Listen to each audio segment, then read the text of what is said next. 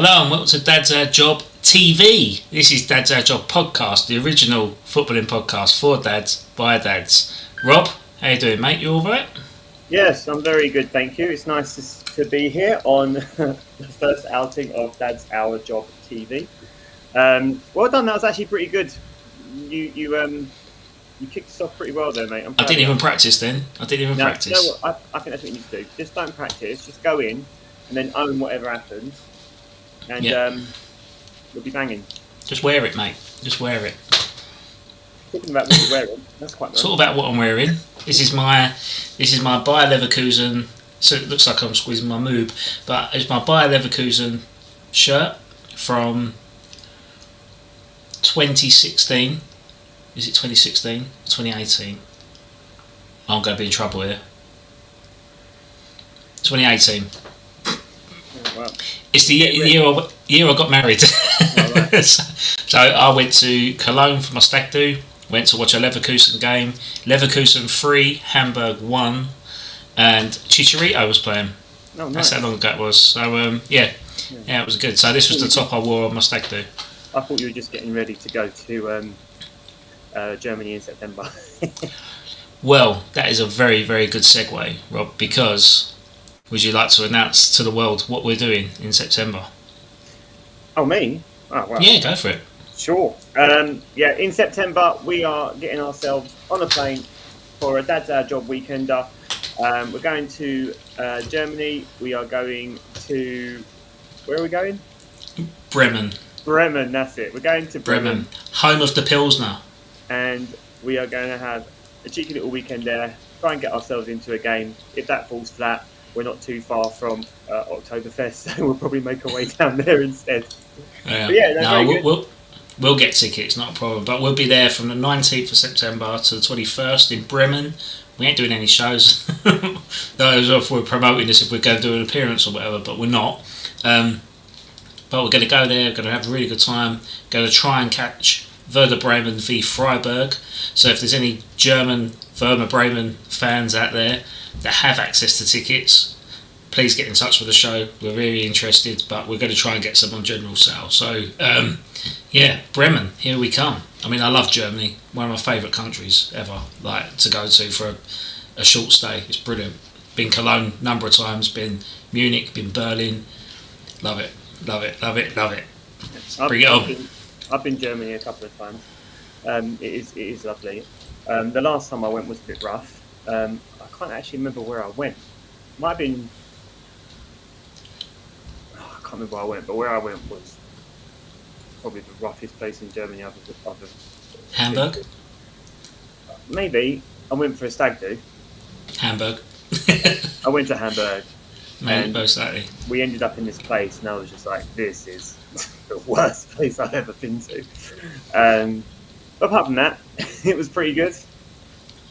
So I'm hoping that Bremen is a step up. Yeah, I think it's not one of the major cities, but it's a big enough city to have. How can I put it? I don't want to be disrespectful to Werder Bremen if we've already been there, but in terms of the size of the city in comparison and the club that's there, I'd probably say like a Sunderland sort of size, if that's fair. But I think they're a lot bigger than Sunderland as a football club. They've won the Bundesliga, but in terms of that stature and like in terms of the geographical sense and where they are, that one club city sort of thing. Nearest rivals are Hamburg, so they've got a very bit of rivalry there. But it'd be interesting, it'd be good. Home of the Pilsner. We're there towards the back end or the start of Oktoberfest in September. So we're going to enjoy it. We'll go have a few beers, good beers, decent beers, and enjoy it. Big, massive pint glasses. I don't know if you get them in Bremen, but I know you definitely get them in Bavaria. But I'm pretty sure there'll be a beer hall that we can go to up there. But that'll be us. Bremen, here we come. But talking of people going to Bremen, we are joined finally after he's had his din-dins by Cal. You alright, mate? Hello, mate. Yeah, sorry, I'm just trying to. I could have done this before I come on. I'm staying at my mother-in-law, so making do. You alright, guys? Everyone alright? No, mate. Yeah. You good? Yeah, good. Yeah, How good, was mate. dinner? Oh, yeah, fantastic. We had kebab. I had lamb bacon. What about dinner? Lamb bacon was so good. But now I feel sick because I've ate that. Bates, is that the one with the bread, wrapped in bread? Yeah, with all the yogurt and stuff. Yeah, yogurt. And then I had baklava afterwards. And yeah, so now it's just like sitting here. Fancy. Yeah, no, it's nice. Yeah, we had to I put Bo down, but Heather's mum and dad both eat late, or stepdad both eat late, so they like eat later, and yeah, so but yeah, it's fantastic, absolutely unreal. Yeah, proper good. What do you lot have for dinner? I had leftover pasta bake. I had Chinese. Oh, nice. Oh, wow. Yeah, nice. Adam, you're What? losing, mate. What Chinese did you go to, though? Oh, I don't know. I didn't pay for it this time. Oh, okay, fair enough. I heard. All I ate a load of chicken balls, mate. Did you? What's that? Chicken balls. Yeah. I What ate about loads it? of them. That's what Oh, I you ate. just ate loads. I had loads of them, mate. Love it. That's a big deal because Rob's been a vegetarian, Rob, up to 6 months ago for about 5 years, isn't it, Rob? About 3.5, yeah. Yeah, 3.5 years. Yeah, change the guard. Change But the I heard guard. you mention about going to Germany. Yes, we was just introducing or telling our viewers, our one viewer, that we are going to Bremen in end of September, 19th September to 21st. We're going to Brenham to watch football in a pub because we can't get tickets. We'll get tickets, chill. But we're not just us three going, we've got 2 other guests. We've got Lee, who's been on the show, your brother-in-law, and your other brother-in-law who I've not met yet, Peter, is it? Mm-hmm. Yeah. Yeah, Pete. Yeah. Pete's not going to be interested in the football, mate. No, he's a Liverpool fan, so what do you expect? And, He's going for one invited him. reason only. And we're getting invited him. Pete will love it, mate. Yeah, he's gonna have a good time. He's good vibes. He's good. Yeah. Crap. So yeah. Oh God. But, yeah. Adam doesn't know what he's put himself in for. Farja, thanks for joining. Tony, mate, you all right? Tony the Tiger is in the room. So, going from our little jolly up, let's start with the family jolly up. So, what's your plans for holidays this year? Now it's the 6 weeks holiday. So, to be fair, we've had. So the first week we went to Centre Park. So what was that? Obviously not this week. Last week. Absolutely unreal. Absolutely fantastic. I can't speak more highly of Centre Park. I love it every single time we go. We went with the rest of mine and Rob's family. So my mum and dad, my sister, brother-in-law Lee, who's obviously coming to Germany, and their children. And it was just fantastic. Honestly, obviously where Bo's getting older as well, he can sort of do more of the activities. So or just simple things like, I took him on the bike this time. So we hired a bike, which probably was the best thing that we actually did the whole time we were there. But with the seats on the back. Yeah. Yeah. And I just literally, I must have rode him round 3 or 4 times a day for an hour. So we got up in the morning because he gets up at 5:30. Sort of had a cup of tea and that, and it was like, let's go on a bike for an hour. We just literally did laps around the site for an hour, but obviously there's no cars or anything, is there? And there's next to no traffic, especially at bloody 6:30 in the morning. But he just loved it. So when we were riding around, he'd be just hello mate and waving to people, and you go along the lake and stuff, and you see all the birds, and he was pointing out the deers, and then so much so when we've been home, he's like, oh, Daddy, I want you to get a bike. Can we get a bike? I want to get a bike. So I don't know if we will get a bike, because obviously it's a little bit different from cycling on roads with no cars or next to no cars, to then cycling around where we live with cars. I mean, I'd be comfortable doing it, because at the end of the day, if he wants to cycle to school at some point in his life, he's probably going to have to go on them roads anyway. But I know it's sort of different being a 3-year-old going on my bike, but I like to think I'd be able to do it. But he absolutely just loves it, because he loves motorbikes. As I told you before, he absolutely loves motorbikes. So being on the back of a a bike, he just was in his absolute element. And obviously the swimming pools and all the restaurants. Like we went to the pancake place there, which I can't speak more highly of. We ate there one day. Yeah. It was so good. We booked it the next day, and we went again the next day. But yeah, no, it's fantastic. The Centre Parks can't speak more highly of. And then obviously we've gone down to my mother-in-law's this week, which is basically another holiday. Do you know what I mean? Like we had, Mum's got the hot tub here. It's just like being on holiday. But that's what I was going to say to you boys. We upgraded our lodge from the Centre Park. We had a hot tub and sauna and steam room. Oh mate, so good. Yeah, so good. Yeah, and then do you know what else was a good thing that we saw on TikTok or wherever it was? If you ever go to Centre Parks, you know, like the bird feeder things. Yeah. I have to show you the pictures, Adam. It's unreal. So we've got these bird feeder things and filled them up with like food, stuck them on the doors, and the deers were eating from our door. Yeah, and we fed them so much, right, that like my Bo, Heather and my dad, fed them from their hands. They literally got so used to seeing us every day, like 3 or 4 times a day, feeding them. They ate from Bo's hand, and obviously you can imagine Bo. He was just like, oh my god, like I fed he called him what do you call it, Jack. He called it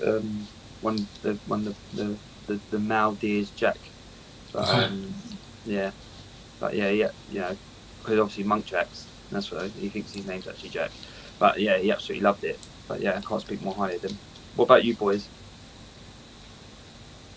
Yeah, I mean, we haven't planned specifically when we're going away yet. We've looked at a couple of staycations and things like that we might do where we just kind of do them on the spur and we'll be like, oh, we'll just go here. So we haven't actually planned anything. So we've been at home over the since we all sort of broke up. I broke up last Friday, and it's the kids' birthdays over the next couple of days. So like we've been kind of building towards that. So we've done like day experiences so far. That's what we've been kind of focused on. But things as I'm the only one with siblings, right? Like for children, like 2 children. So the only one with more than one, right? Let me tell you, right? Being in the same space with them for like the whole day, continuously, not like a weekend where it's like 2 days. I'm talking like 10 days back to back, right? These kids are nuts, man. These kids are nuts. All they do is argue. They just argue. Just arguing all the time. Little bitty stuff. Like, oh, he stood on my foot. Oh, he's standing in the way. And all this type of stuff. And I'm like, what? You shut up.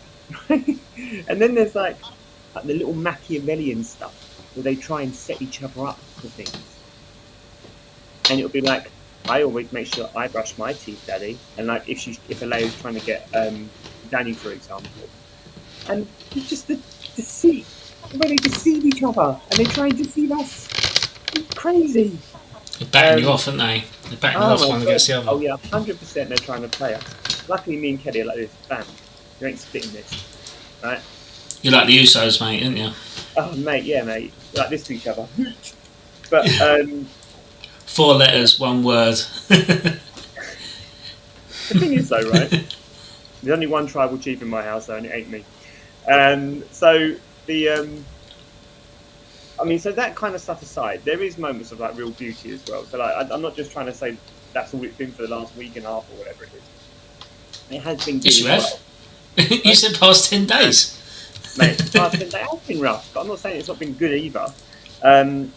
Like Alea's been doing manual labour. Wait. Alea's been doing manual labour. Like so, she's with the she's got her horse, right, that she goes to, and she's in there and she's like, this is like her and Kelly thing. So it's really nice because Kelly loves horses and Kelly used to ride horses.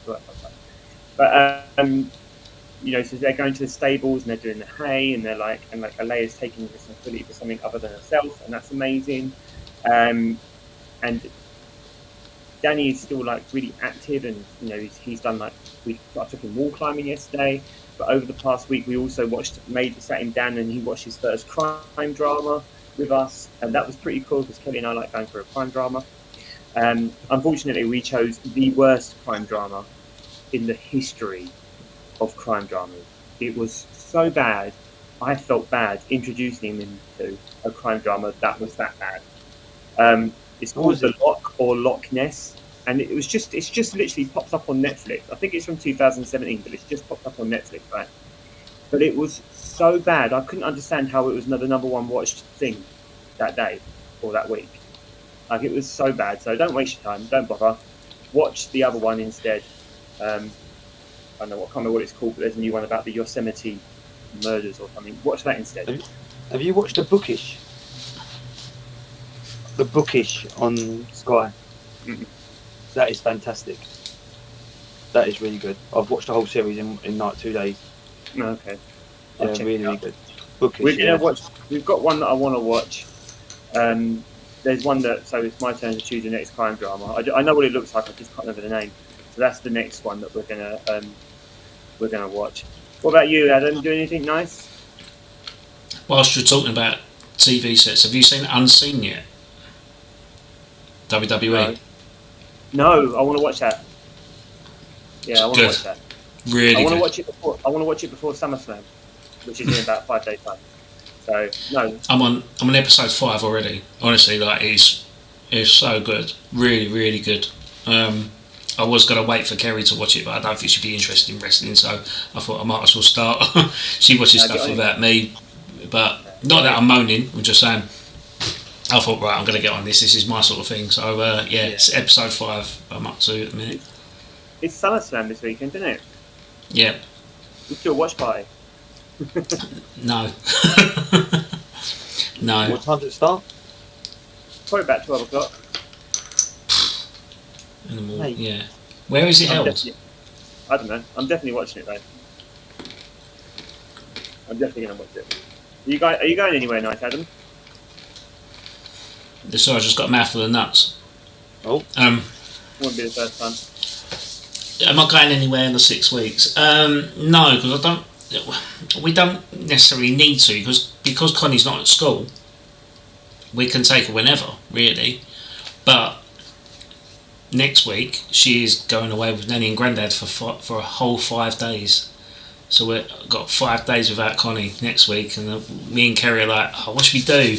But then part of us is like, it's not going to be the same with that, like it's nice to have the time, but it's like we're still working. I don't know, it'll be the longest we've ever been without, really. And Where's she going? Where's Connie going? she's going down south with her nan and granddad.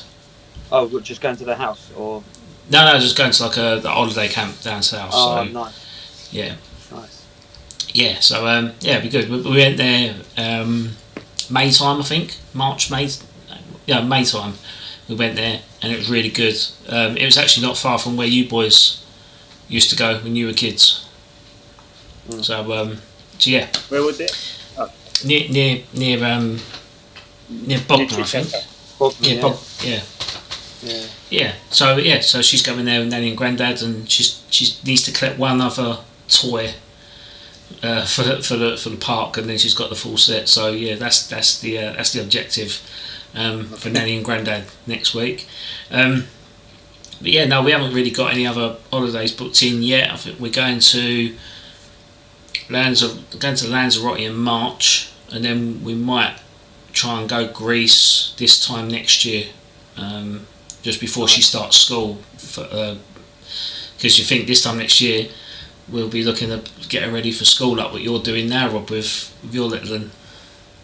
Yeah, that's scary. I can't believe that. Yeah, it's in September. That's nuts. It's mad, isn't it? It's scary. It's well, yeah, it's just nuts to think like, well, she's still a baby really, and it's like, well, she's not. Yeah, do you know what I mean? It's. I can't imagine that day. It's excited about it though. Good. She graduated, didn't she? Yeah, it was really cute. Thing is, she's They confident. did a really in nice what job for her there. They did a really nice job for her there. Yeah, she didn't have the entry. Yeah, 100%. yeah, it's crazy. Crazy. Can we talk So- about football? We can do. Let's ask Callum the question. Cal, Yeah. have you done your FPL team? You know the answer to this though. Right, okay, but me and Rob are going to talk about it anyway. Yeah, no, but you why can talk about it, but haven't... I'll say the reason why I haven't done it, right? So I said it in the group chat. Hold your thought. You've not seen the intro video yet for the FPL section, have you? But I won't get to see it because it doesn't work on my phone. It will do. I think it will do because you haven't got your headphones in. Ready? Alright.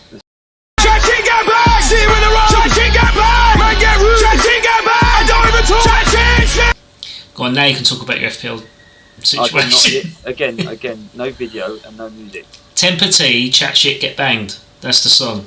Oh God! Right, okay. So basically, the reason why I haven't done my team yet is because I'm waiting for the transfer window to go further along. Because my way of thinking is certain players might get a move, right? And from experience, when you get a move or when players come in, depending on where they're moving and how they're moving and the circumstances of why they are moving, that has an impact on then how they start the season and how their season's going to go. Because, if a player gets a big move, ultimately, they're like on cloud nine, they're bouncing, they're on it, right? And they're the players that you want to go for. So I'm holding off just a little bit longer before I pick my team because I can see there's a few moves that are potentially on the horizon. What moves are you thinking of then? Well, I think Eze's coming to Arsenal. Mm. Yeah, I think that's actually already a done deal. I just think they're just longing it out again, and then you'll see it. I think there's actually a reason for that. To be fair. Oh, go on, Rob. Or is this for later on in the pod?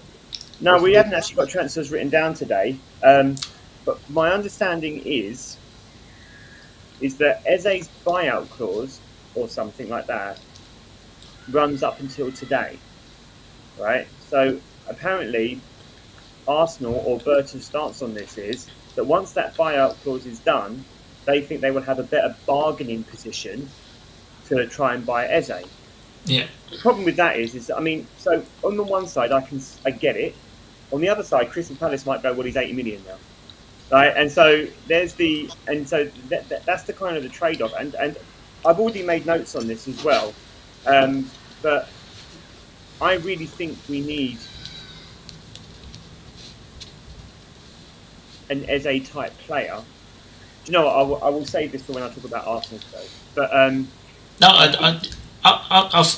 I'd say keep rolling with it, mate, because I've from a fan of experience with Kudus in the same situation where he had an £85 million release clause, and then once that release clause finished, Spurs put an offer in and basically said take it or leave it sort of offer, and there was no other, and it worked, and there was no other suitors. So the thing is, Eze only wants to go to Arsenal, so Arsenal have a really good strong. Kudus only wanted to go to Spurs apparently, so it can work. It can work in your favour. I do think Arsenal's position is different because I do actually think that Eze only wants to go to Arsenal. Yeah. Kudus would have gone to anyone you put a bid in for, right? Kudus would have gone to any Champions League side who, like I say, we probably would have accepted less. Adam, I'm not being horrible, mate. I think he would have gone to any side.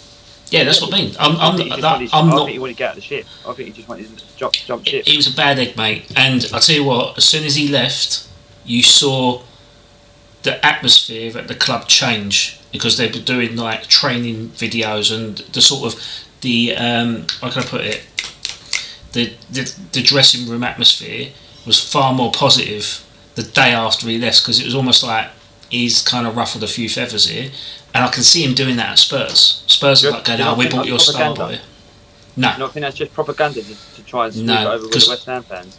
No, because I knew of that atmosphere was caused by him early last season with Lopetegui prior to the sending off at Spurs, so I knew of that anyway. So it's quite evident. It was almost like, okay, he's gone now, fine, but look how happy we are without him. And it was quite obvious. So yeah, I say that in terms of Eze, I think you could probably be in a far greater position now that release clause is finished. And what you can do now is, if that release clause is 60 million, then part of that stipulation is, well, they want all that up front. Now you could probably offer him 65 million, but spread it over the duration of his contract now. So it's in a better position for you, isn't it? Yeah. I think that's the talk. Actually, I think you're a bit now on the head. I have heard that they Yeah. want to spread it over 4 years or whatever it might be. Am I still stuttering? No, you're all good now, mate. He was Okay, just we could hear you fine, but your video camera was a bit jittery. But Right, so yeah, I think the idea would be 30 to 35 million up front, and then the rest paid over 2 or 3 years. yeah, that's reasonable, I think, for someone of his quality. And the thing is, with Crystal Palace, I mean, again, we've been linked with this player as well, but I think they've already got the player lined up to replace him anyway. And I think that is Jacob Ramsey at Aston Villa, because Aston Villa want to sell him. He's got a Will Salthouse as his client. We've been linked with him obviously because of the Will Salthouse thing, but the other club he has really good relationship with is Crystal Palace, and Ramsey has come out and said he wants to play European football, so it does make sense for him to go to Crystal Palace, and West Ham are being used as a kind of bargaining chip to say, right, okay, let's drive the Crystal Palace price up, so for Aston Villa, so then they get more money and bunts, and then West Ham benefit from it by attracting players that Crystal Palace are interested in. So I can see Ramsey being Eze's replacement if Eze goes to Arsenal. Yeah, that's my prediction. Just logic. So I think the Eze buy is a tricky one though, because Eze is being, at the moment, it looks like Eze is being bought as another attacking midfield option as opposed to a winger. If, and this is where I think this is important, Arsenal need to decide what they are doing on the left, right? Are they buying a tiki-taka left winger, Eze, right? And if they are buying a tiki-taka winger in Eze, then it's Trossard that needs to be sold, right? If they are buying a zippy, trying to beat the first-person winger, like a Rodrigo or a Rafael Leo, is that you say his name? No, sorry. When you said the zippy type of player, I was thinking of Rainbow. Not that type. Yeah. Then it's Martinelli that's got to go. Then it's Martinelli that's got to go. And I'm just going to use that as an opportunity to talk about the Arsenal Spurs game today.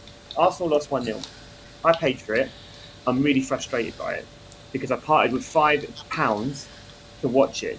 And basically, the question I asked myself is, what did we learn? Because it's only a pre-season game, so what did we learn? Actually, we didn't learn a lot, right? The build-up play was still too slow, like it was last year. Left wing, sorry Nelly, but I think your time's up. And the game improved and got faster when Zubimendi came on. Basically, we were just too slow, and we were too slow last year in the way that we built up. What I will say is when Zubimendi and Odegaard were on the pitch together against Newcastle, second half, we were much faster. Today we started with Norgard and Odegaard, and it was clear that Norgard is not going to be the starter. He's going to be the seer out of game, right? That was very clear because it was very slow there. But Odegaard was really slow on the release as well. Saka was still paired on with two strikers. Havertz wasn't that bad, actually. He won everything that was put up over in the air, but there was no one to claim the ball afterwards. And the left wing, Martinelli was just non-existent. Do you know that Max Dowman played half an hour? And I think that Martinelli played, I don't know, maybe 65, 70 minutes. In the half an hour that Max Dowman played, he touched the ball more times than Martinelli. What does that tell you? And the problem with it, and I'll defend Martinelli here as well, he was playing left wing. Arsenal do everything down the right. Okay? So there is going to be that kind of like statistic where it looks like Max Dowman was more impactful on the game. Right? But if you're gonna play that way, then you need to start with Trossard on the left then. So that Trossard can come in.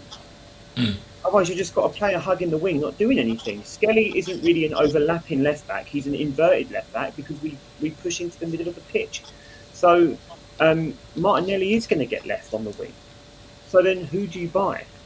And the reality is, if you're going to sell Trossard, then Eze is your left wing option, right? If you are going to sell Martinelli, then you need to be looking at someone who's going to beat the first man. And actually, Arsenal do have someone who can beat the first man, and that's Madueke. Madueke could come in as the left winger option. and who can cut in. I think he is a left-footed player. I think he's a right-footed. No, he's a left-footed right winger. So I think if we put him on the left, it will be like a traditional left winger, using his left foot to come in with the ball and crossing the ball, whatever. But they're professional footballers; so they should be both-footed anyway. So I am genuinely worried for Martinelli. Like, I don't like saying it because I'm so grateful to what he and Saka did when we were in that transition period, right? The problem is that he hasn't moved beyond that, and the style of play now doesn't represent him anymore. And so I think if I was keeping one of them, I'd keep Trossard. And in fact, when Trossard came on, he came on for about 10 minutes, took a knock and came off, unfortunately. But then Nelson came on. And when Trossard was on, the game was better for Arsenal, by the way. But then he got a knock and came off. And then Nelson came on. And if I'm being completely honest, he was probably our best left winger today. Like, you talk about getting rid of him as well, mate. Well, yeah, but it makes sense to get rid of him. But actually, at least he could beat the first man. He came on and beat the first man. Martinelli didn't do that. And Trossard isn't going to do that often because he is a ball-playing inverted winger, really. He's not even an inverted winger. He's a striker, isn't he? But, he can at least invert in. Martinelli can't do that. And it's been shown for the last 2.5 seasons now. And it's frustrating because actually, I was one of the people who was saying we should be keeping him. But now, it's got to the point now where I want to defend him, but I can't defend him anymore. I think with Martinelli, he creates space for the team, doesn't he? By him hugging that wing, it gives people like Skelly to come into that space, and because he's staying out wide, it then still stretches their back four if that outlet four is on to switch it. And I think that's why he still gets in the team. However, I do think Eze can do both. I think he can come in, but he can also beat people and put a cross in, which we've seen at Crystal Palace. He can do both. We've seen him come in and smash a ball top corner. We've also seen him beat him. He would also argue that his best position is probably 8. He would. He'll play wherever Arteta plays it, because But the left wing was non-existent today, Cal. And like I said, it was better when Zubimendi came on. The goal we conceded was shit. 20 from halfway line, we're not saying. Yeah, and you could probably argue there was a foul on. Skelly in the build-up, but that is what it is. Might have got turned over. Didn't get turned over. It was a good finish. I can't really blame Raya for being that far out because that's the way he's expected to play. Arsenal are going to concede goals like that because that's where Raya plays. And so that's not really a Raya problem. That's a lineup. That's a set-up problem. But also, fine. 9 times out of 10, that goes wide or over the bar, or it's shanks. 9 times out of 10, it's a foul. 9 times out of 10, Skelly wouldn't lose the ball there. Like, it's just all ifs and buts. We conceded the shit goal. But they did hit the post twice today. They hit the post twice as well. How big's the goal? Normal. I'm saying because like the goal's massive, but the post is like that big. How can they hit the post? Is it a joke, Ed? No, I'm just saying like the goal's that big, huge, but then they end up hitting something that big. I don't know, maths, angles.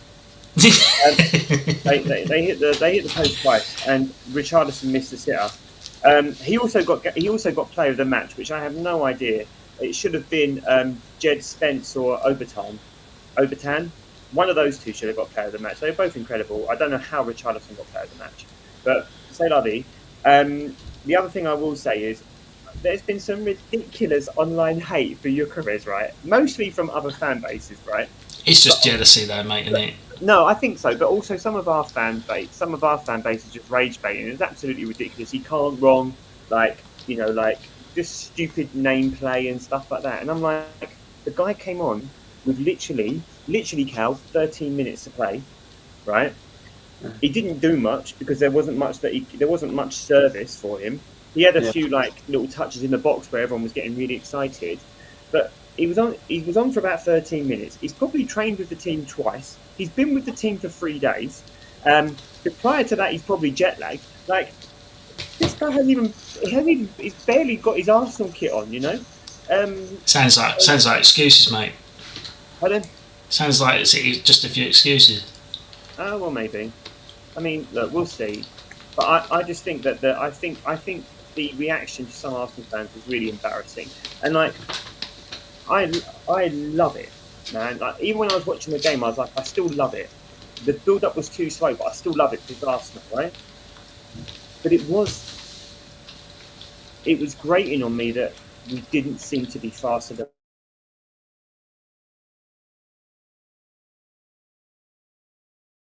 You know, what I will say is that Arsenal have arranged some really good pre-season friendlies, right?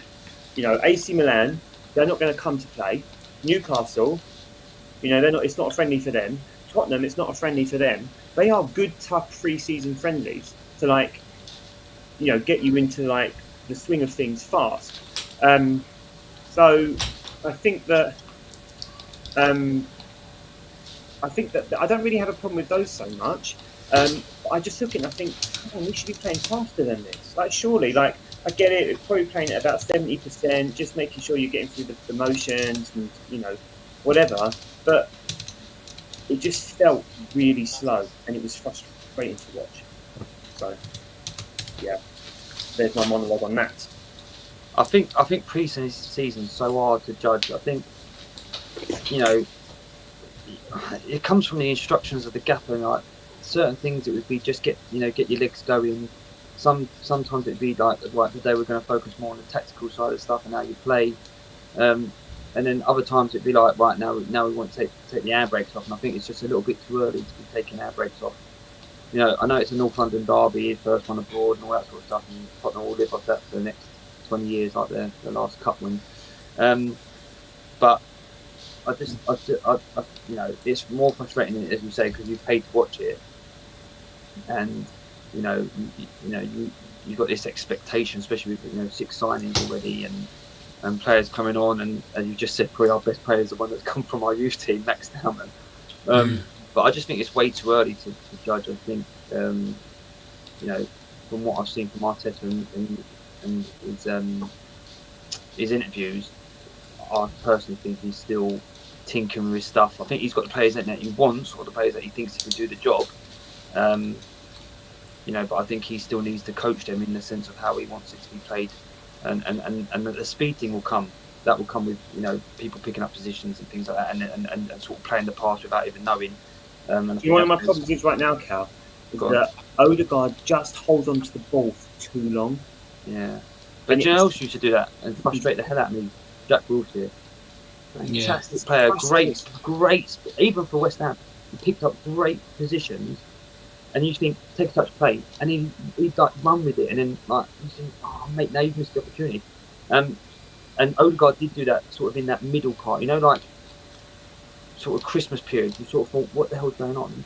And then he sort of came back into his own the end of the season. You know, that speed, especially in the Champions League games, he sort of picked it up. But that could just be a confident thing. That could be, I mean, yeah, I agree, because, as you say, and you know, actually talking another one, Grealish. You know, I know he could be on the move, but again, he's another player that I feel does that too much. But then he picks up 5 million fouls and score free kicks and all that. So, you know, it depends on what you want. But he's another player that he picks up fantastic positions, finds that gap them spaces, and you just want him to sort of play the ball earlier, but then sort of holds onto it too long. But I think with Odegaard, that will come. I think start of the season, you'll just see him be playing one touch passes into space, and hopefully with people like Eze and Zaka running onto him, and even Bucharest. So yeah, I'm not worried. I think, you know, as you say, people are going to say stuff because they want to get likes and people watch their page, but as you just say, he's been there 3 days, jet lagged, training by himself, remember.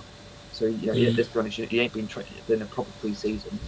I know you can have as many coaches as you like, but, you know, just being in and around the other players and stuff, pushing you, it's a different level of stuff you're doing. I think he'll come good. He's an absolute tank. Yeah. Have you seen him with his shirt off? He's like, do you know what he reminds me of? Zlatan. That sort of big, horrible Sort Because of. he's Swedish as well. Is he Swedish? Yeah. Yeah, no, I just think. By the way, Masquera looked pretty good today as well. Who? Masquera, the centre back. Oh, did he? Yeah, he looked alright. So. Yeah, but it be swapping out when he's. I reckon they play the Carabao Cup and things like that, and FA Cup potentially, and early rounds. I think it's looking good for Arsenal. Let's be honest, it's still the best window I think we've ever had. Let's be honest. If we can get Eze over the line, then I'll probably say yeah. What? Go on. I mean, I'll throw another one in there, right, about Gugure, or whatever been today's bloody name. Yeah, it's never going to be as bad as Pepe. No, what's his name? What is his name? Nicolas Pepe. Huh? It's a no-go. No, the other one. What's the other one that was 80 million? Our biggest buyer. What is his name? Nicolas Pepe. Pepe. That's it. I don't think Pepe was that bad. I don't think he was that bad. You look at all the other bring out flops. the stats, Rob. Bring out the stats. No, you look at all the other flops. Ndombele, Anthony, some of these other clowns. Half the team players at Chelsea have bought. Yeah. Some of the players that even Man City have bought. Pepe has better numbers than all of them. He was massively disrespected, Pepe. And do you know why he was disrespected? Because those idiots wanted to get Zaha over the line. And do you know what the problem with Zaha was? Do you know who Emery wanted to give Palace to get Zaha? Saka. So absolutely not. I'm glad we didn't listen to Emery. I'm glad we bought Pepe. I'm pretty sure Pepe was in that FA Cup winning side as well, scoring important goals and popping up with free kicks and whatnot. Yeah, better stats than Anthony's ever had. I think he scored in the final, didn't he? Disrespect for Pepe is unbelievable. And he is, as far as flop signing goes, he's one of the best flop signings I've seen. Yeah. Granted, it didn't work out for him, but he was not bad. No, I don't think it was that. I don't think it was that bad. I think when he left Arsenal, he pretty much felt like this, didn't he? Oh, what a day! He basically doesn't play football anymore, does he? That's where he dropped off the thing. No, isn't he? He plays in like the Greek. I want to say he's in Turkey. Oh, okay. I'll Google it. But Rob, tell us about your FPL changes this week. But before we do that, let's just remind ourselves what segment this is.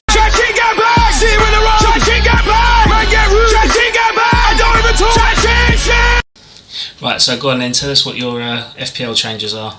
Have you got my pictures? No, I haven't, mate. I haven't. It means I've got to look at them. Hang on, I don't know if I've got the pictures. I don't know. I might be able to. No, I haven't got it, mate. Okay, right. So I think I've got my last. Hang on, let me do favourites so I can just revert back real quick. Because they're not next to each other. Right. Okay. And there's favourites. The suspense is king. I'll tell you what. Shall I talk about mine while you get yours up? I'm ready now. All right. Okay. Fair enough. So I have made some changes to my team. So I'll start with the goalkeepers. The goalkeepers remain the same. I had Sells and Dubravka, and for now I'm keeping them the same. But one of the things that I've played FPL for a long time, so the repetitiveness of it can get boring. So like the last couple of seasons, last 3 seasons, I think I have been on a no-hit ban. So I've taken no hits. I've had to make my team work regardless. So every time I make a signing, I think, am I going to play this person, or could this person play for the next 3 game week? And that's how I've been working my team. But this year I'm jumping on something that the FPL General was set up, which is he's going to play the whole season without Salah or without Haaland. So he's having the 2 biggest assets in FPL, and he's not playing with them for the whole season. And he's got this like little community league that he's set up for this. I'm doing that. So I'm going to go the whole season without Salah and Haaland, just to try and keep it interesting and see what I can do. That's because you're going for Gugaris. Huh? Is that because you're going to go for Gugaris? In terms of the money available, it really does open up the teams that you can have. Eucrez isn't actually that much money; it's only 9 million. No, I will cheap. Ireland is 14 million. So anyway, let me talk about my defence first. I've gone because of the way they've changed defenders this year, where defenders get points for like interceptions and stuff like that as well. I've gone with Gabriel, because he's got that clean sheet option, but he's also dangerous in set pieces. However, I am still worried he's not going to start the season, so I'm not sure he's going to be my guy yet. I'm going to go with Cucurella because he's Chelsea's best defender, and he also has goal scoring power. Murillo from Nottingham Forest had, I think, the most blocks out of any defensive player last season. So they're my three. And then in terms of other defenders, I've gone for Reinildo. Yeah, that's not bad. That's not a bad shout, to be fair. He joined Sunderland on a free, didn't he? I can't remember where from. But a very attacking defender, and I've also gone for Hoever at Wolves. Again, he's replaced Semedo at left back, also very attacking minded. So I've gone for two attacking minded defence fodders as my defensive options because I think they might get some assist points, but not necessarily clean sheet points. Then my midfield is massively changed up because I've dropped Salah out. So now I have Vertza. So last week I had Vert, Saka, Salah, Minte and Sarr. I say massively changed up, it's not massively changed up. This week I've got Vertza, Saka, Palmer, Minte and Rodgers at Aston Villa.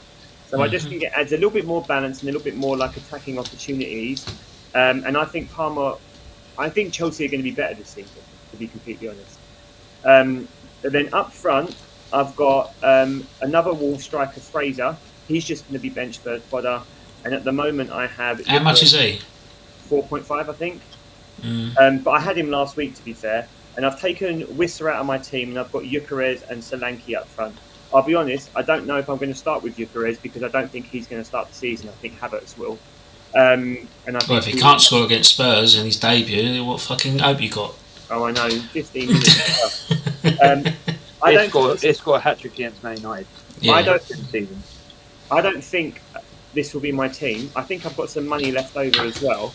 But I just like the way the team balances better without Salah and Haaland. And like I said, I've got money to spare. So I could get an Isak in if I wanted to. And if Isak goes to Liverpool, I'm probably going to get Isak in, you know? Yeah. So what Not about Ekatike? Nah. Ekatike is cheap. I think it's like 8.5 mil. Yeah, no. If I'm going to Liverpool striker, I'm going to Isak right now. Okay, fair enough. I've only made one change from my squad. I've taken Brian Mbeumo out. Okay. Because I think I've got too many Man United players. But the player I've brought in is Paqueta. I think it's time. I think a season without a cloud over his head, despite the news what's been officially announced today, that he has been cleared of all spot fixing charges, but he has been charged with failure to comply, which means he's going to get a slap on the wrist because he didn't hand his new mobile phone over to the FA for investigation, which means absolutely nothing. But I think Paqueta, he's made a statement. He's come out and said he's going to stay for another season at West Ham, regardless what happens. And I think he's going to be playing for us in a very pressure-free environment, and I think it could do well, especially with the World Cup and that coming up in the summer. I think it makes logical sense, and he's not expensive. He's only 6 mil, and I think if he get him on his day, I think he could be a big player for West Ham this year. Big player. Just hope the rest of the players matches his hope. So that's the only change I've made so far. I'm not convinced on. I don't think Solanke is going to hit as hard as people think, so I might take him out later. I think that's the only one I'm a bit iffy about, and that's Solanke. I mean, the thing is that he's injured. So if you look at Tottenham's fixtures to start, they're pretty good. And as much as I hate to say it, Richarlison might be a decent option for a cheaper option as well. So there's that as well. Yeah. So I think Solanke. I think I might have to put on the back burner. But I might even look at Ivan Nilsson at Bournemouth. I think he could be a good shout. Thing is, though, Ed, if you go without Salah or Haaland, it massively opens up your potential for strikers as well. Yeah, I've got a full squad. I've got 2.5 million left to spend, Same. so I could get Gigas in if I wanted to. But I'm not entirely convinced. I'm not saying it because I know you guys are really excited about him, and you're entitled to. But I just think I want someone that's got probably a bit more Premier League credentials to him. That as my front two, so I've got Watkins on the bench, so Watkins could easily come in. So I don't really know. Don't really know at the moment as to what my forward options will be. I've got Bowen, I've got Watkins, and I've got Solanke. So let's see what happens. But yeah, that's my only change so far. Oh, that's Tabs. Yeah, so I don't really know what my options are so far. But now we've finished that segment. The only way to finish that segment is with the video.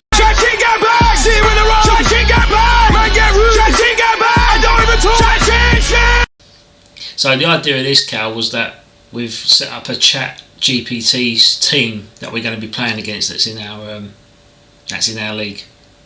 Right. How do you feel about that? Coming up against a team that's going to be picked by AI. It's probably AI is going to win, isn't it? Let's be honest. As you know, what we reviewed it last week. It was like, I tell you what, their squad looks good. Their squad looks good. We're like, oh, surely they're going to look at all the stats, no? And yeah, I mean, that's the idea of it. I know Rob does that, but I don't. I just look at who I think is going to have a good season. But that is the general idea, mate. I mean, I'll see if I can get this up here. So that's, here you go. That is ChatGPT's team. At the moment, yeah? Yeah, at the moment. And what we're going to do is every week we'll ask it to make a substitution. Alright, I might just take that team. We'll ask if it wants to make a substitution. Yeah. So I will ask it on a weekly basis, but I think even like the outside pick of Kelleher as the second choice goalkeeper, I forgot he went to Brentford. So most people have got Kelleher as their second choice. So I wouldn't have ever thought about Kelleher personally, but then now it's just reminded me. It's like, oh yeah, well, wouldn't you pick Kelleher? But yeah, that's what the computer's picked. So obviously it's a massive belling because it's got Kudus in it. So yeah. That's that, mate. Can I ask a question, Ed? Just going back to your, obviously because you've mentioned him, but Paqueta, yeah. Yeah, Paqueta, whatever, yeah. You know, he said that he's going to stay a year. Yeah. Where do you think he's going to go after your year? Is it going to be Man City? Or do you going to go abroad now? I don't know, mate.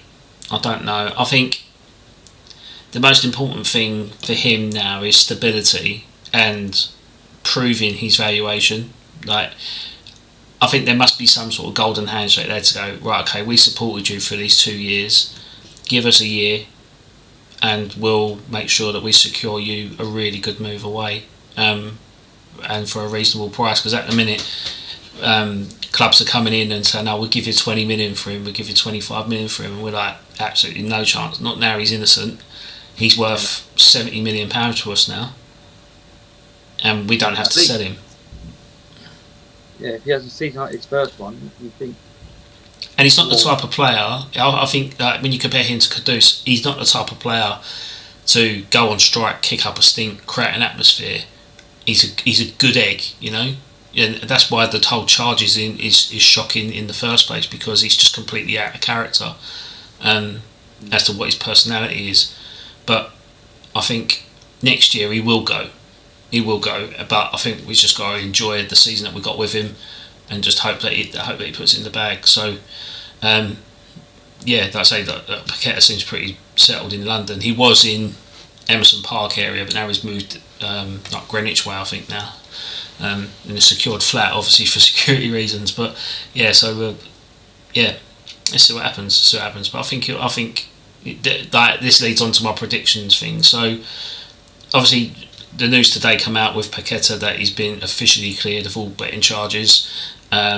and the statements come out. The FA have been a bit offish with it, but they're not taking responsibility on the decision. They're basically saying an FA is a tribunal of 3 people acting on behalf of the FA that make that decision on Paqueta. So the FA are a bit like, well, you can't sue us because it's a tribunal's decision. So there's all that kind of muddied waters between West Ham and the FA at the minute for basically a number of reasons. So good, well done. I'm glad for Paqueta. I'm really happy for him. I'm happy for us as a club because we haven't lost tens of millions of pounds for him now, and we've just got to enjoy the season with him now. And I think he could probably win Hammer of the Year. He'd probably be a favourite to win it because he'll have that backing by the support, and if he plays well and does well, I think he will win it. That's another prediction, but my prediction. Okay, so let's go on to predictions then. What are your Premier League predictions for this season? So, where do you want to start? Do you want to start with who do you think is going to go down? Or do you want to say, out of the 3 promoted teams, who do you think is going to stay up? Like, what's the best way you want to put this together? We just start with the top 5. Top 5? Okay. Top 6. Top 6? No, I didn't even do top 6. I just did Champions League places. Yeah. Yeah, okay. So, Go on then, Rob. me? Yeah. All right. Okay. So top 5, I have gone with Liverpool to win the league. I think Arsenal will come second again. Chelsea to come 3rd, City to come 4th, and my wild card on this is I think United will come 5th. So I think if Liverpool get Isak over the line, they will be rightly favourites. So I don't think you can question that. I think Arsenal still have the best defence out of everyone, and I think they have improved going forward. So I think they will maintain, especially if they sort out the left wing. But I think they will come to second. Chelsea, this has been Chelsea's best business in about 5 years. I think their window business has been much better, and I think that they will have a really good. After winning the Club World Cup, I think the vibes there will be really strong, and they have bought well. They bought some really good players. I just don't see City. I just don't see City doing it this year. But I also think that United are going to work on the premise that we can't defend, but we'll score more than you, and that's why I think they will sneak into the Champions League positions this year. I think they're going to get either Sesko or Watkins. I actually think they should be trying to buy Watkins over Sesko, if I'm being completely honest. Yeah. But they've also bought Cunha and Mbumo, and in doing so, they bought from teams that finished above them last year, and so they've weakened rivals by buying their rivals' best players, essentially. So I think that will move them up the table. Apparently they're linked to Donnarumma right now, which is, if they do buy that, then I'm confident that they will get closer to the Champions League. Who's going to get him? Man United, apparently. Really? Well, they're at least linked to him, right? So he ain't going to drop out of Champions League football to go Man United, is he? Well, I don't know. People do weird things. I'm just saying. I mean, he might be using it as a bargaining tool. I don't know, but if they do get him, then that's crazy because the defence is shocking. So it needs a leader in the back somewhere. But yeah, they're my top 5. So, what about you, Adam? What are yours? I'll do top 5 then. It pretty much same top 5 as what you've got, but in a different order. I think Man United 5th. I think Man City 4th. I think Arsenal 3rd. I think Liverpool 2nd and Chelsea 1st. Just on the basis that Chelsea are officially the best club in the world, and they've been spending dough left, right, and centre, picking the right players. They've bought really well, and not really backed an eyelid. And they're even talking about even further recruitment of Garnacho, and I think Donnarumma was linked with Chelsea as well. So I'm concerned. I'm concerned that Chelsea might win it, and I'm concerned because I don't think it's the right way of doing it. That's my top 5 prediction. I think teams in trouble that would. I think it's purely down to financial because of the lack of investment. No, don't do that yet. No. I mean, teams in trouble trying to chase the Champions. I think the top 5. That's done. It's not even a debate. I can't even see anyone trying to break that. I think there's going to be a clear gap just because of the money spent on our top 5 clubs. Like people say, oh yeah, you've not considered Spurs, but Spurs have not near spent what Arsenal spent, not near spent what Man United have spent, and they could do, but why they haven't is worrying. Yeah, but how many weeks is still left of the transfer window? I think it's August tomorrow, isn't it? So you've got another four and a bit weeks. It's not going to change in 4 weeks, mate. Yeah, that's true, but the options out there are quite thin now, aren't they? Like, I know Spurs have got Kudus, but who would they get in as a striker? Like, Gyökeres has gone. Go on. Who? Who's going to say Benteke? No, go on.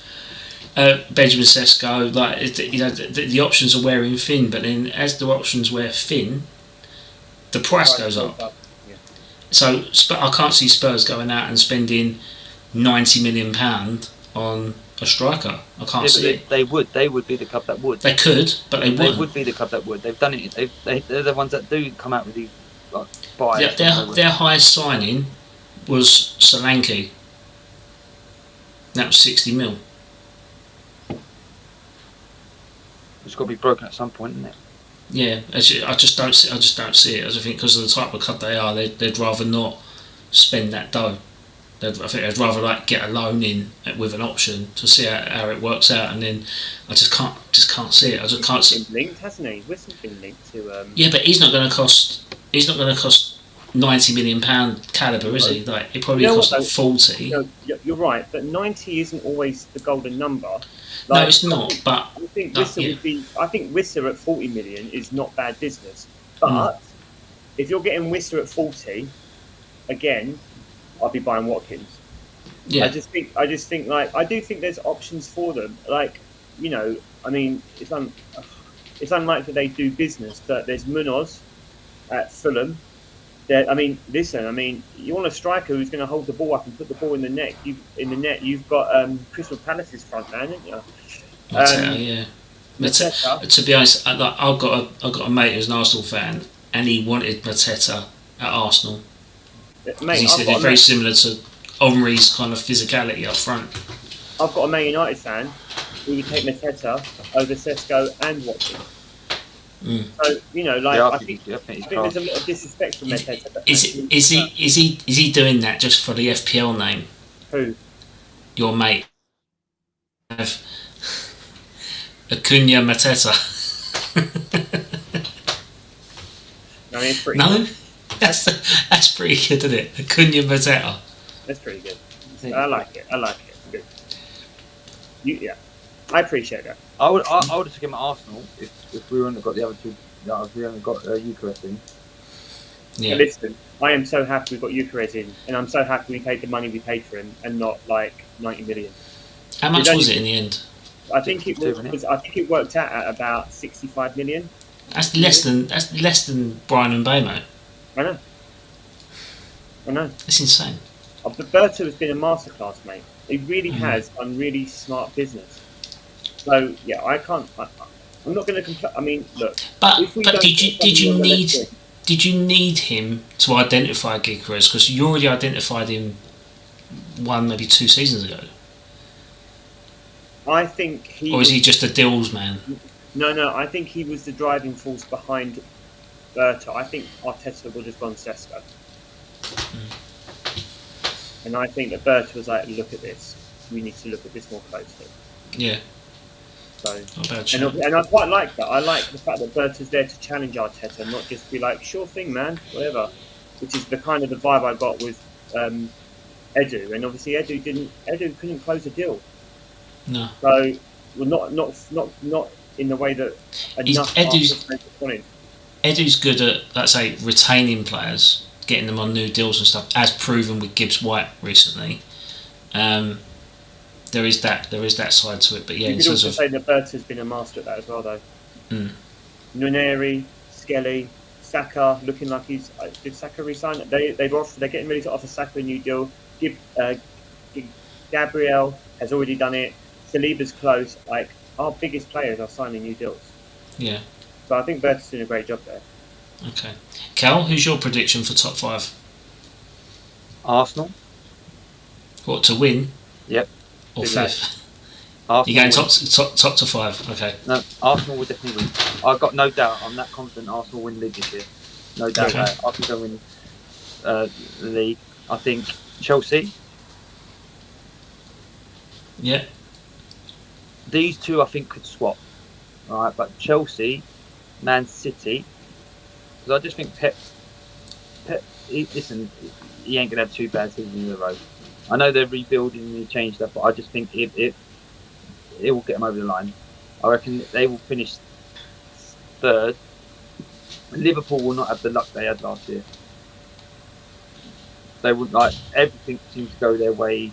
They seem to get goals in the last minute. They seem to, have no injuries or next to no injuries, or not injuries at the worst points, or whatever.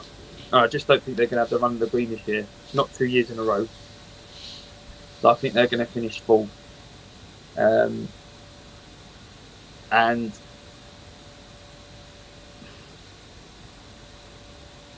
so, again, I want to be controversial, but I'm going to be controversial, right? Because I know you two have both had them in there. But I think Tottenham's going to get the fifth spot and not Man United. I was going to go between, it was, again, like I said, with Man City, Chelsea. Can I say why I don't agree with that? Go on. Tottenham are in the Champions League and Man United have got nothing else to do. No, I know. And I just think that Man United have got a clear run at the 5th.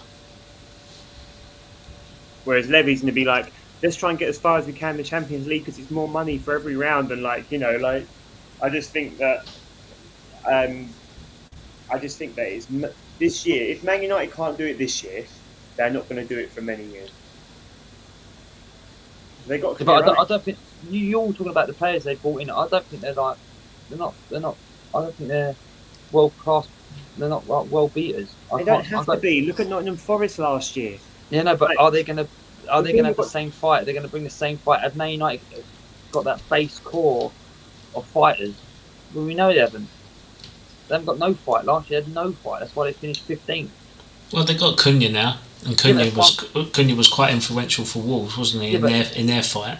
Is it enough though? Is it enough? No, it's not. And Bruno scored 20 goals last year. Yeah, but is it enough? Have they got enough fight though? Have they got I like Mount. I think Mount would be a good player for him. I think if he can stay fit, he's got a bit about him. But I don't think they've got enough about him. I think if you look and they go, let's say they get Watkins, right? Just as a striker to put in there, right? If you go Cunha, Watkins, and Bruno, right? There are many goals there. There are many options to goals. You've got tiki-taka football. Yeah. You've got fast football. But then if you put behind them, let's say behind them you have Mainu and, I don't know, Mainu and, is it Ugarte? Is that his name? Yeah. Let's say you've got those two. And then off the bench, you've got people like Casemiro who can see out a game, Xerxes who can still come in as a 10 or a 9. I wouldn't be playing Højlund anywhere near a football pitch. I like Højlund. I think he's at the wrong club. Dalot, Dogu, they have got really attacking players. I think they will score more goals than most, but I also think they will concede more than consistently enough to make really big impacts on the league. But I do think top 5 is on. I just think Tottenham will be we've got to try and go far in the Champions League as well. That's a valid comment.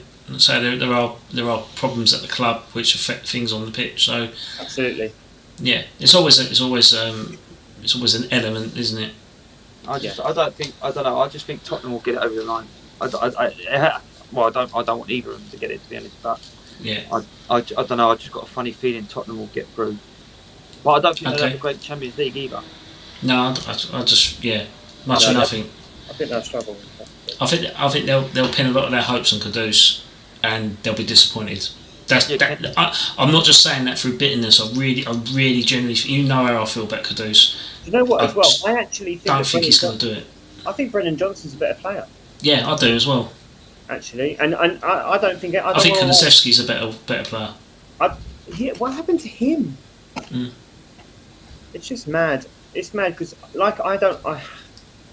I love to hate them, man. But like, they've got players there that aren't bad. Solanke was amazing at Bournemouth, and there was many Arsenal fans who would have taken Solanke. Yeah. Instead of Havertz. I mean, there's a lot of Arsenal fans that would have anyone instead of Havertz. But like, there were Arsenal fans who were all over having Solanke. Right? He's not a bad player. Brendan Johnson ain't a bad player. Kulusevski, don't know what happened to Kulusevski, but he's not bad. He's just didn't. People are comparing him to Saka, and it's not even close nowadays. No. You've got Matthias Tell. You've got Maddison. I don't know about Tell. I'm not sure about that guy yet, but I do like that. I do think they're. Who's the right? Is it the right back? No, not Porro. The other one. And Doggy. And Doggy. Is that how you say his name? Yeah. Doggy. Yeah. But you know what? Like I said, I watched. They got Danso as well, weren't they? Danso at the back. Like I said, I watched the game today, right? And Jed Spence did a really good job at left back, but the surprise one for me today was Obertan. He was really good. He was giving Ben White the runaround, mate. Mm. And Ben White is normally quite good one-on-one. But Obertan was turning him left, right, and centre. I know that Ben White is still probably not quite. Didn't he play for Man United years ago? Am I saying it right? It was Obertan, right? Gabriel Obertan, isn't it? I don't know. The bald guy. I don't know. I don't know who you're on about. I don't know who you're on about. I'm pretty sure there's a guy called Obertan. Oh man, I really have I got his name right. Hang on, let me check. Oh, well, why do you think that? Cal, what's your predictions for the bottom three then? Who do you think's in trouble this year? Leeds. Okay. Oh no, Odebear, yeah. Odebear, yeah. Sorry, Yeah. Odebear. My bad. They've also got the Norwegian. Who's the Norwegian guy they got? Benteke, where does he play? He got Bentancur. Oh, Bergvall. Bergvall, that's it. I mean, they were good today, but Arsenal. Make no mistake about it. Arsenal should have walloped them. Yeah. And they didn't. Fair enough. Anyway, bottom three, Cal. So you got Leeds, haven't you? Yeah, I said Leeds. I just think they. Yeah, unfortunately, I can't see them staying up. I don't think they're going to be strong enough to stay up.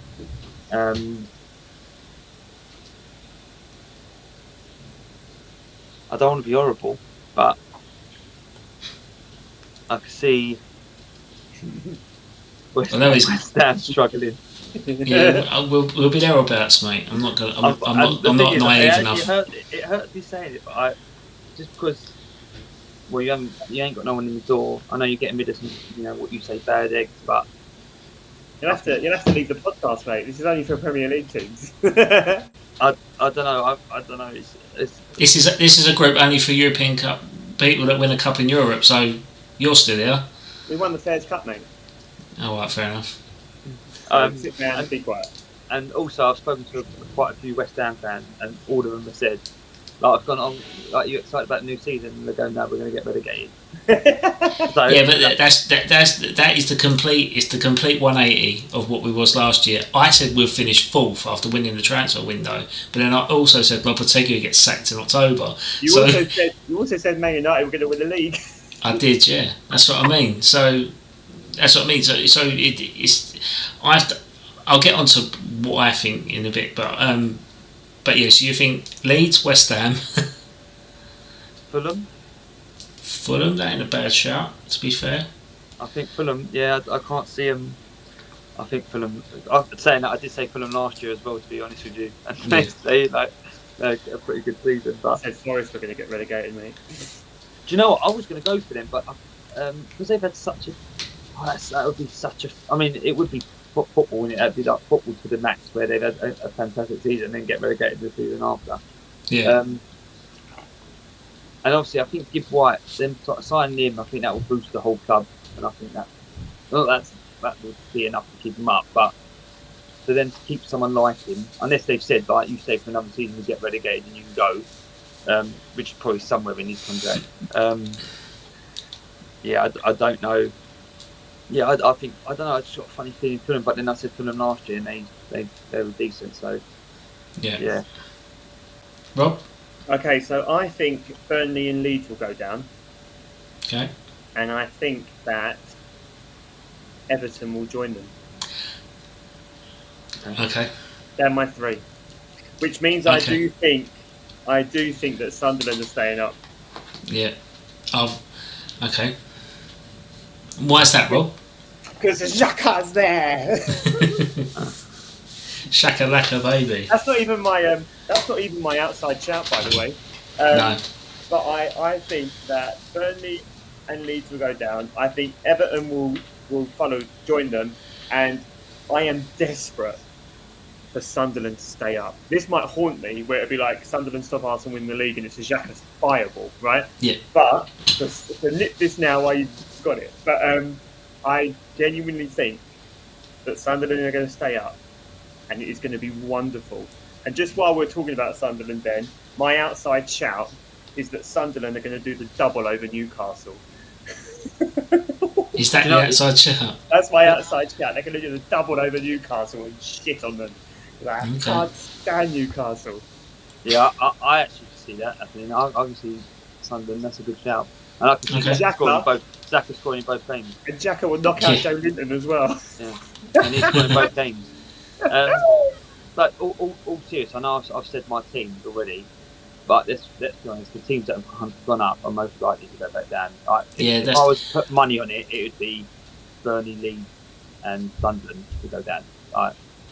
Do you know what I mean? I'm trying to be a little bit more on the edge and sort of, but I can't see any of them three staying up. But it would make it exciting if at least one of them did. It'd be making, as you say, it brings people like Everton in.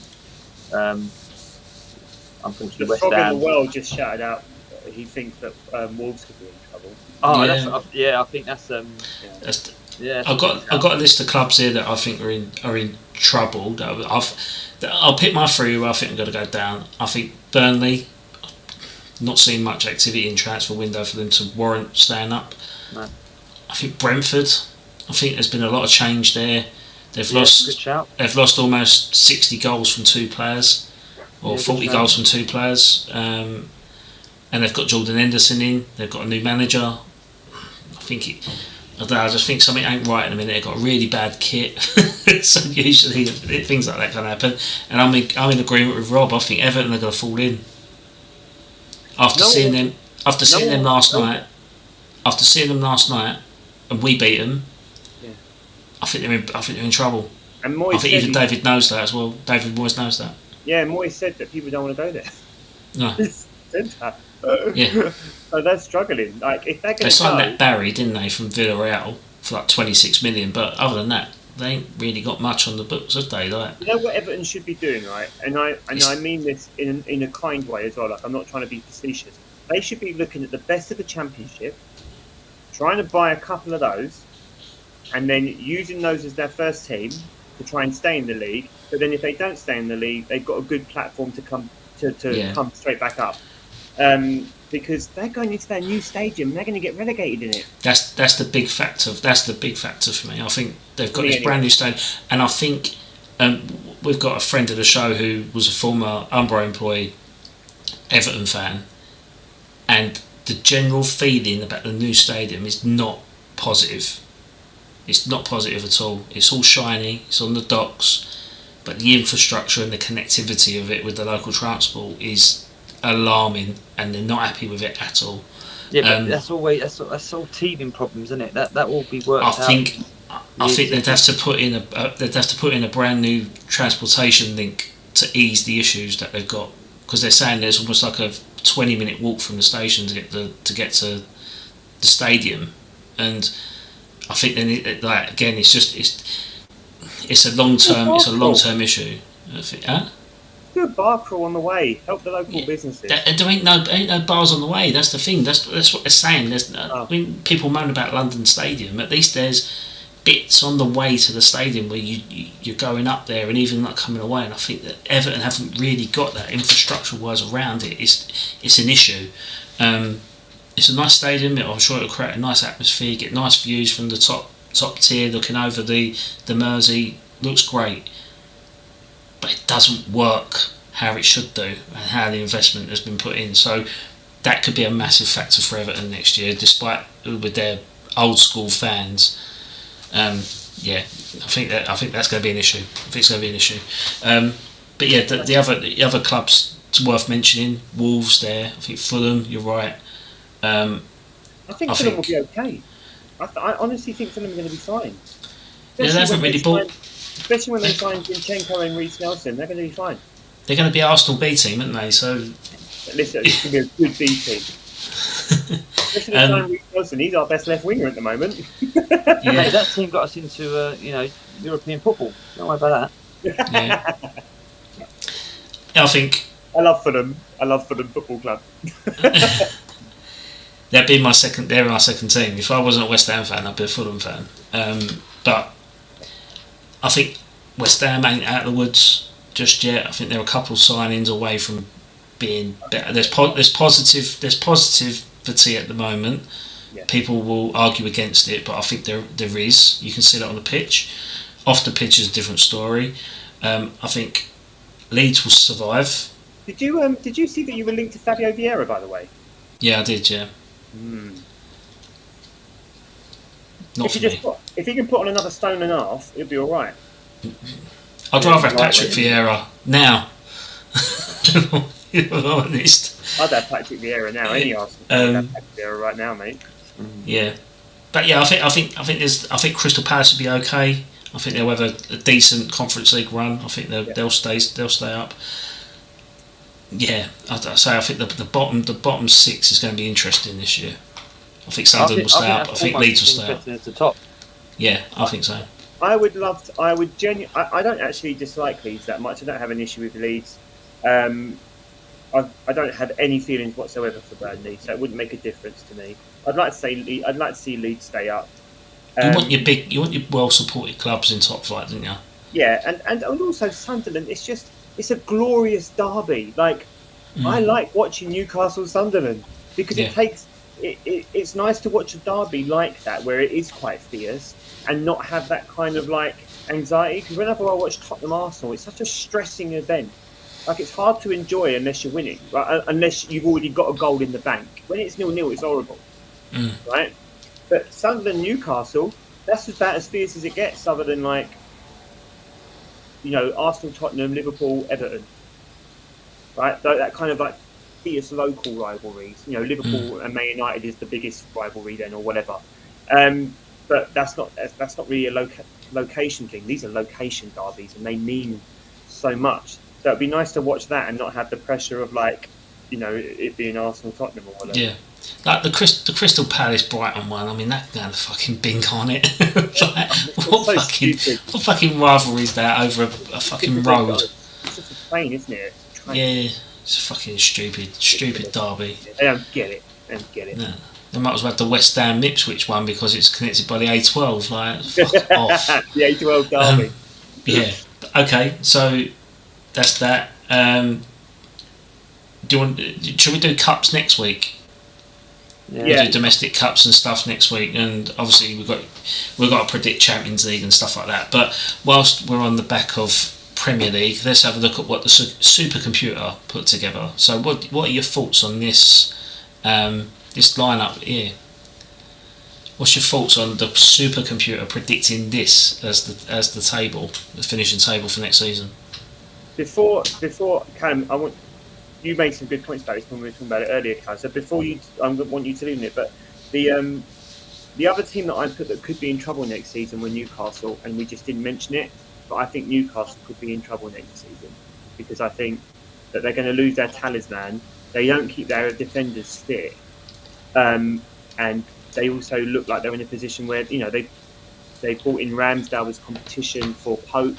Like, there's nothing at the moment anyway, and I love Ramsdale, but there's nothing sexy about their signings yet, and they're struggling to get people in too.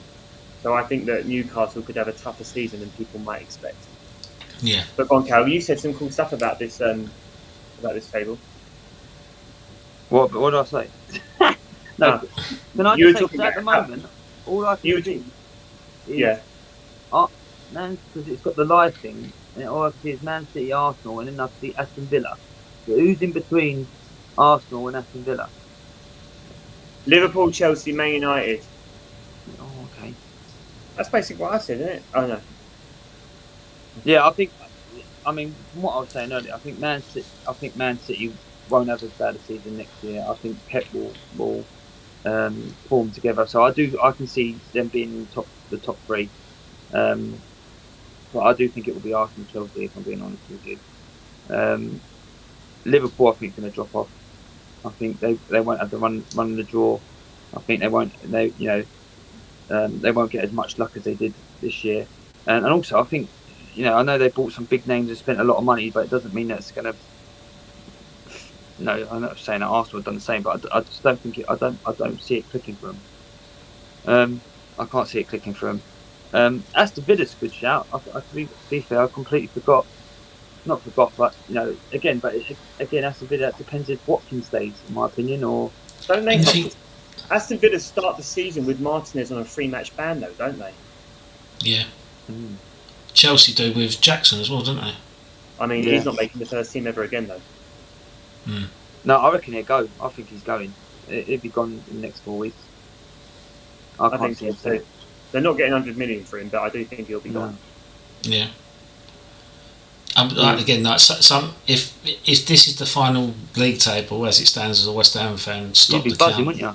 Stop the count. Yeah, I mean, and Everton, look at Everton, just below you. I know. But finishing above Brighton, I don't think so. Not in a million years. If it does happen, then yeah, I eat my hat. But I can't see it. Nottingham Forest, but no way. Nottingham Forest, I think, are in trouble. I'll rephrase that. I hope they're in fucking trouble. I think they're scumbags. I think they've done what they've done this season, last season, just gone, grassing up Crystal Palace because of Leon. I think it's dodgy what they're doing. Did they actually do anything, though? Basically, Nottingham Forest flopped Champions League football, didn't they? And they ended up with Conference League. They only got Conference League because Crystal Palace won the FA Cup. But Crystal Palace were part of a multi-club ownership with John Textor, who owns Lyon, and Lyon were qualified for Europa League. But Lyon had financial difficulties, so they got relegated from League A, and then that meant that Crystal Palace could stay in Europa League. But because Lyon appealed it, the French league thought, oh no, actually we can't have a big club in the second division. Let's give them back their place. They got back in Europa League. And then that meant Nottingham Forest complained and Crystal Palace got demoted because you can't have two clubs on the same multi-club ownership in the same competition, which I think is wrong. But Nottingham Forest... Sorry? Isn't that what Man City do, though? No, yeah, Man City and Girona are in the Champions League with each other. But also, Nottingham Forest, let's not beat around the bush here, they ain't saints because... I say they ain't saints, they ain't Southampton, but no, what I'm saying is they ain't saints because Nottingham Forest loaned a player to Strasbourg who scored an own goal in the last game of the season, which meant that Lyon leapfrogged them into Europa place, right? And he's now on Nottingham Forest's first team. So John Textor, who owns Lyon, sold up his shares to Crystal Palace, so he meant that Crystal Palace could stay in Europa League. And UEFA just went, no, absolutely not. You can't do that. That's not acceptable. John Textor also owns, part of this multi-club ownership, a load of Botafogo players, and Nottingham Forest have bought 4 Botafogo players. Now, if that ain't dodge, if that ain't alarming, I don't know what is. And Nottingham Forest are the ones that kick Crystal Palace out of Europa League. Now, I hope they go down. Just because of that. So I think they're scumbags. It's complicated, Crystal, isn't it? It's got a hell of a lot going on now. Yeah, Crystal Palace have never been in Europa League. They've never won a trophy. They win their first trophy ever. There was fans there that are 75 years of age crying because they've never seen their club win anything. They get into Europe in their own merit, and now they get demoted because of Nottingham Forest kicked up a stink because they fucked up Champions League. Are they still in Europe though, Palace? Palace are in Conference League, yeah. I'm an advocate for Conference League. I think it'll be it's a winnable competition for Crystal Palace. I agree. Admittedly. Yeah, I agree. But Nottingham Forest, like the day that it was announced that Nottingham Forest took Crystal Palace's place, there was fans on YouTube live streaming as if they won the competition, saying, "Hey, we're in Europa League. We're in Europa League." Just crazy. It's crazy. And they've done it by default, basically. Yeah, they've done it by complaining. But yeah, that's just my thoughts on that. But what we'll do is we'll finish up now on a little quick quiz, 5 questions each, and it is. It's not sound, is it? Because Callum can't hear it. No, it's not sound. It's not sound. I'm just trying to get my thing up. Football quiz. So the football quiz are no European. The theme is no European appearances, which follows on from my rant. So basically, these are basically clubs that have not ever featured in Europe. Okay. But the questions are not relevant to that. So, in usual fashion, Rob. Yep. Let's start.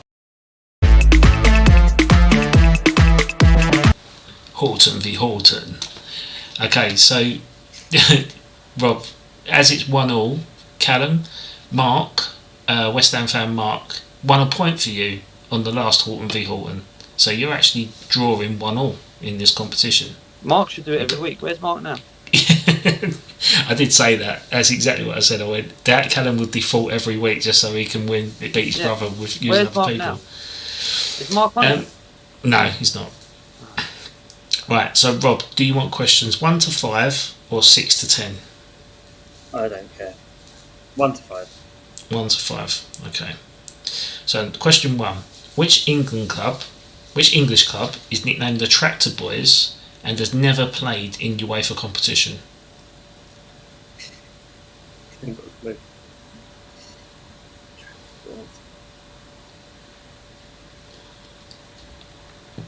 I've actually even heard this before as well.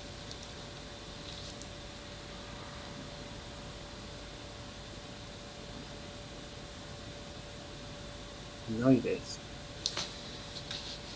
Are they in the Premier League? No.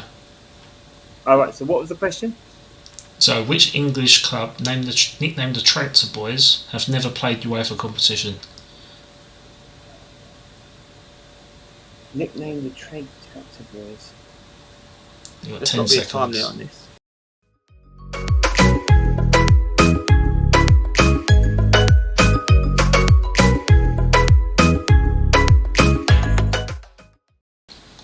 Go on, Rob. What's your answer? I don't know. Derby. No. Burton Albion. So there was a trick answer there with Ipswich Town, but they actually won it in 1981. So Yeah, Alan Brazil was up from that year. Yeah. That's it. Housted Town legend, Alan Brazil. Remember? Are we not passing the thing over now? No, I ain't got time for that.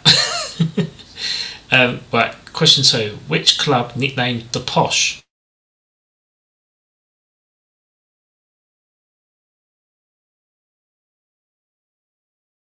Midlands club, known for their Saddlers nickname, have never qualified for Europe. Can I just say, I'm not going to get any of these, mate. I don't know any nicknames. I know the Saddlers. Wait, West Midlands. Wait, West Midlands is never eat shredded wheat. That's that side. West Midlands. What are they called? Saddlers. West Midlands. That's that side. That's East Midlands. The West Midlands.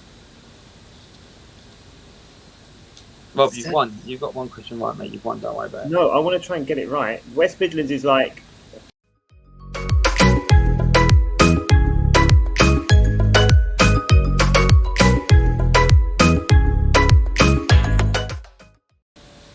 Bolton. No. Walsall. I'm gonna get that. Question 4. This Yorkshire club plays at the New York Stadium. Oh shit! I know this. Oh, I know this one. The New York Stadium. What Lancashire club? Yorkshire club. Yorkshire. And they play at the New York Stadium. Oh, that's really bad. Like, I've heard that before. I actually don't care enough. The New York Stadium. I know this one.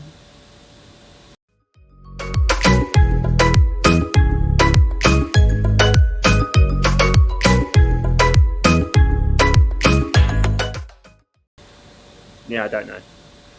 Rotherham. Mate. Okay, Rob, and your final question.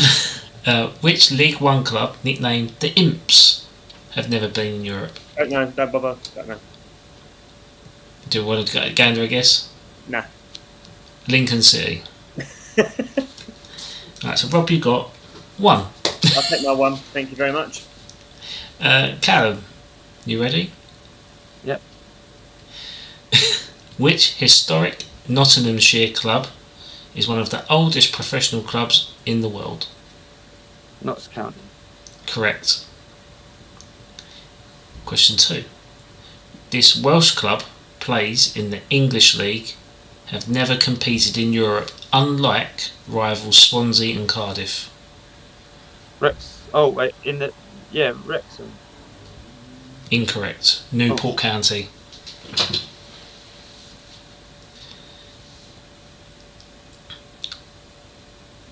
Okay.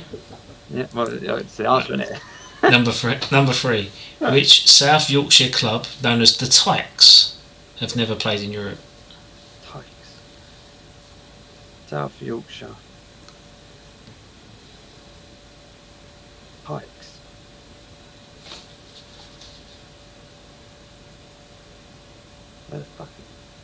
Where is Yorkshire? What's in Yorkshire?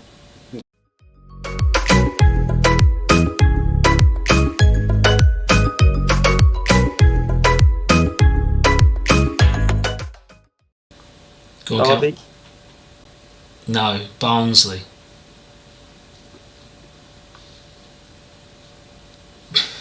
Question 4. This club from Greater Manchester is nicknamed the Shakers. Who is it?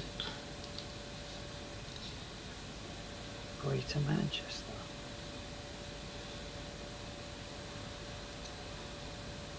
Greater Manchester.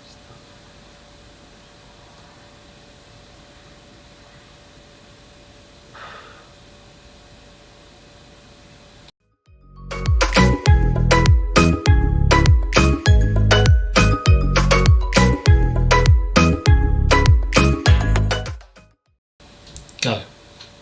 What's Gary Neville's club called? Salford. That's it then. No. Oh. Bury FC. And the final question, and you need to get this right to win. And if you don't get it right, I haven't got a deadlock question. Perfect, it's a So draw. Well, it's a draw. well done. Final question. We'll call it a draw.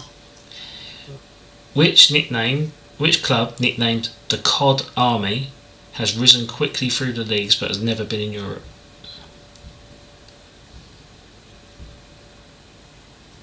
Ipswich. Cod Army. Sorry, I take that back.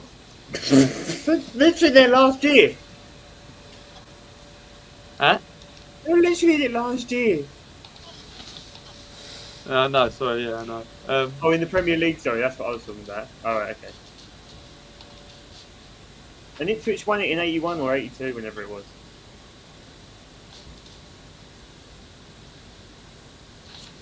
Cod Army. Cod Army! And they've risen through the leagues, and they've been, I don't know, mate. Cod Army! Wrexham. Yeah, that's the only option, isn't it? Wrexham. Nah, go on, have another go. What? Oh, Oldham.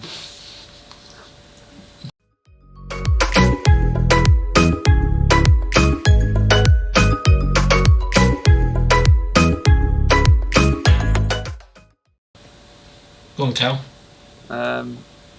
Fleetwood. Yes, he's got it. Cal's got it. 2-1. What a shout that is. What a shout that is. That's unbelievable. Out of all the teams you picked, Fleetwood. Well, Callum has taken the win. So it's 2-1 to Callum in Horton v Horton. So it's getting late. Should we wrap it up? Does anyone actually know the answers to them questions?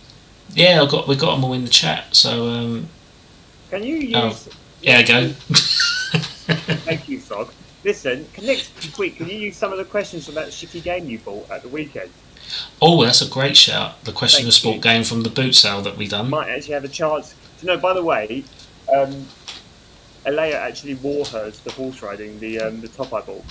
Oh, that's wicked. I sent you a picture of it, didn't I? Yeah. She looked so cute in it. At least That's I found wicked. full use for mine. Well, those that aren't aware, we done a boot sale challenge, and the video's been edited at the moment. So when that's done, that'll be posted, and everyone can see how cringeworthy the actual event was. When are we doing it again? We should do it again. Whatever. Yeah, I'm down whenever, just not this weekend. Yeah, Yeah. no, I can't do this weekend. Yeah. Nah, snap. Right then, boys. Let's crack on.